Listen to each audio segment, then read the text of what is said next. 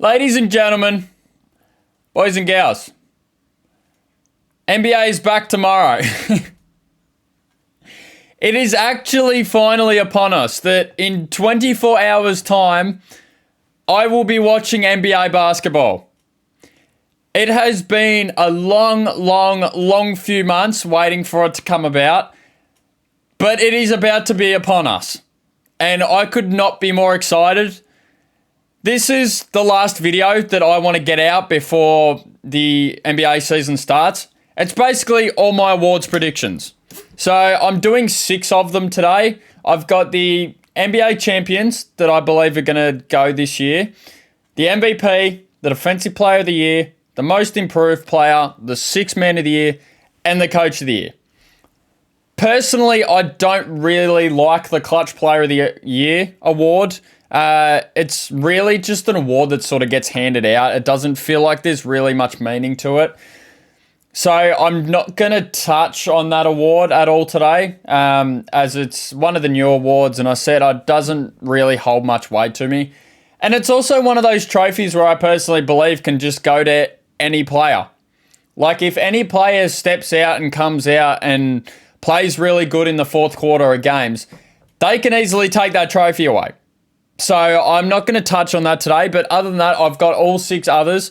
So yeah, without further ado, let's get into it. Rightio, I've got a bit of new editing. I'm going to put it over this side. All the awards should be right here. Ben, editing this video, put them in there for me. Thank you. I will start from the top and I'll basically just go down. So first of all, my NBA champions for this season are the Oklahoma City Thunder. I think they're going to go back-to-back. There's a lot of teams that I feel like are in contention for it this season. All of those teams being in the Western Conference. Denver Nuggets, I'm not going to write them off. The Golden State, I'm not going to write my Golden State Warriors off just because Steph Curry is still playing really good basketball. The Clippers are another good team who have loaded up. They've got a lot of young talent. Young and old talent, I should say. And there's all these teams that I believe are a chance at it. But I just also feel that Oklahoma City is just that step above everybody else. I just feel like they have everything that you need from the defensive side of the ball, the offensive side of the ball. You've got the star power in Shai Gilgeous-Alexander. You've got the role players like Jalen Williams who can go off for 40 points on any given night if you need him to. And their bench is the biggest thing for me.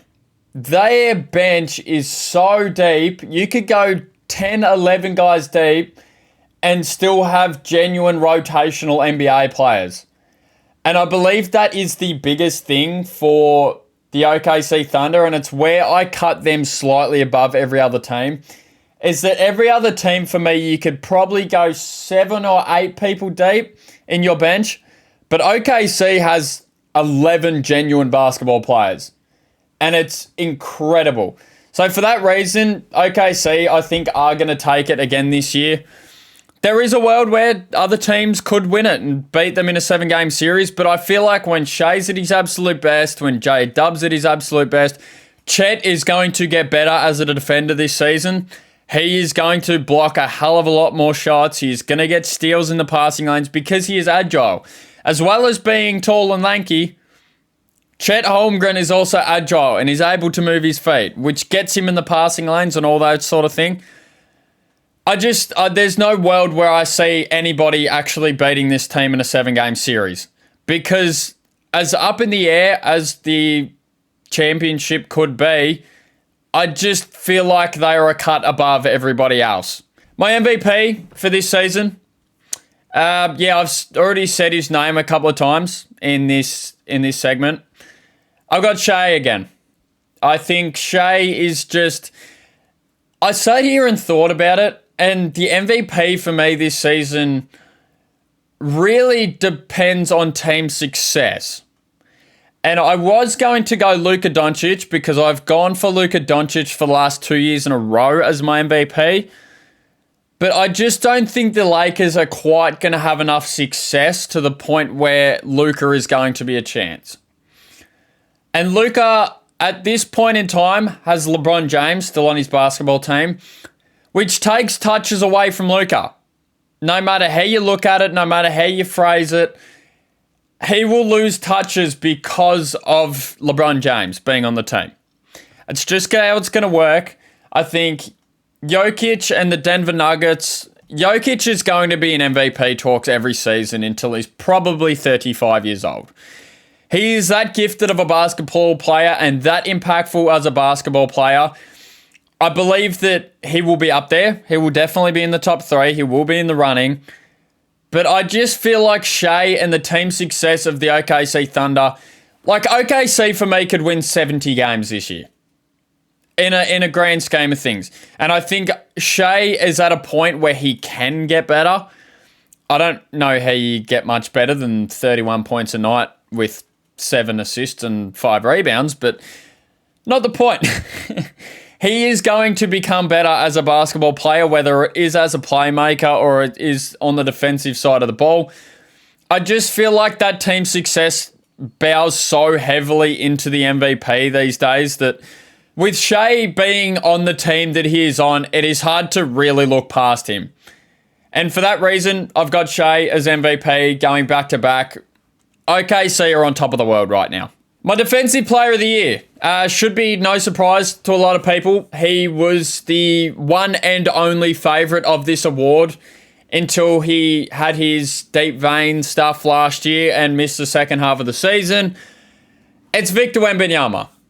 He is in his own world defensively. He is so good on the defensive side of the ball that I had him in my mind when I was talking about the MVP this season. Because not only is he gifted defensively more than any other player that I've seen in a very long time, he is also good on the offensive side of the floor. For that reason, I think Wemby, he's not quite there yet as an MVP, but for the defensive player of the year, it's Wemby's award to lose.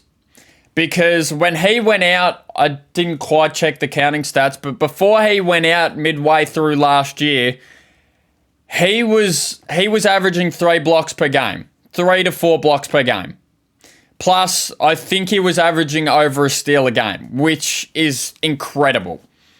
Like for a 7'5" now, they've now got Wemby listed at 7'5", which for when he came in the league and he was only technically 7'3", 7'5" is incredible.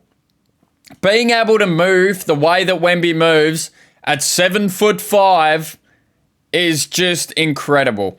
He's going to average probably 4 blocks per game. He's going to average probably a steal and a half a game. And his presence on the defensive side of the ball is just going to be incredible. It's really a one-man race. If I was to probably pick a second place, I would go Evan Mobley route again, but I feel like even still, Evan Mobley only won it last year because Wemby missed all that time, and he was literally not available for the award.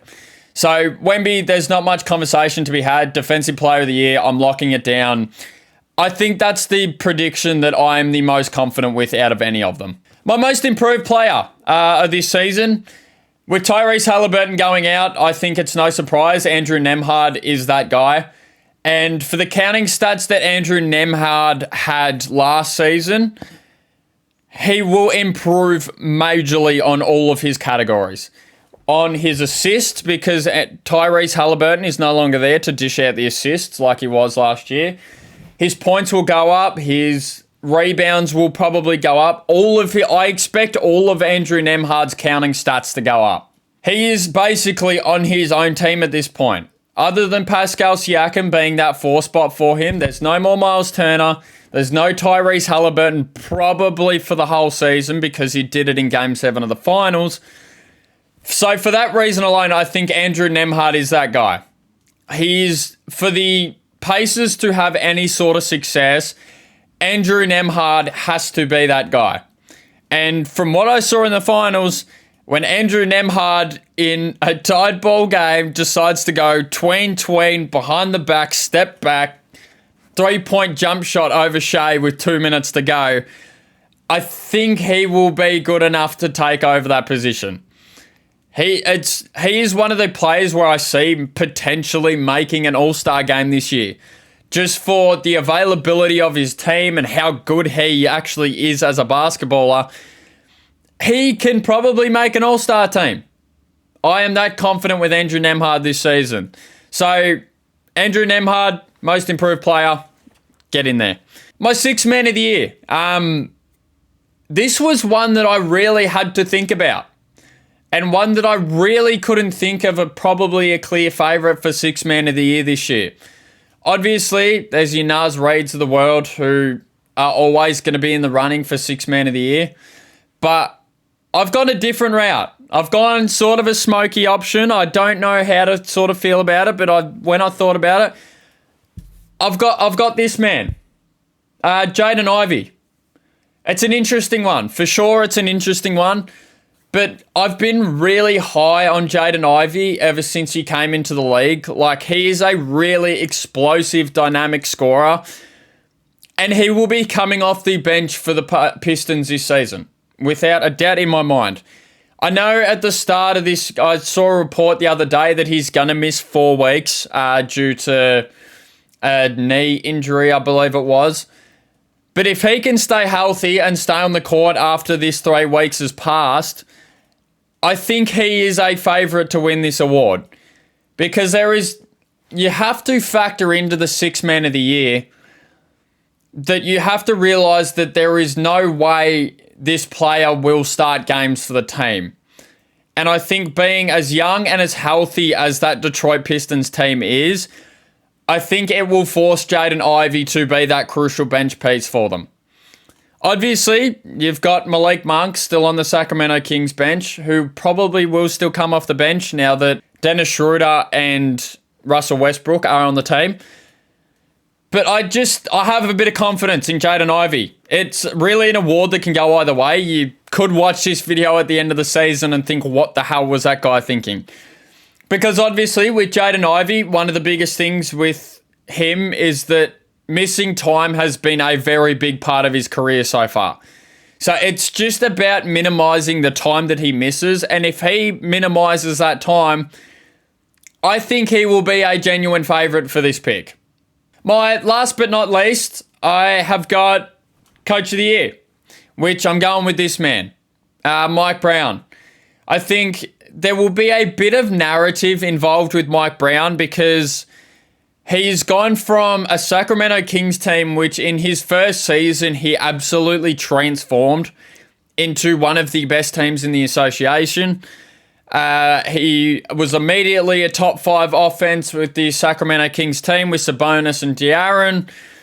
And he just completely changed that roster. And I feel like now going into such a polished roster like the New York Knicks, it's going to play a heavy factor in his voting.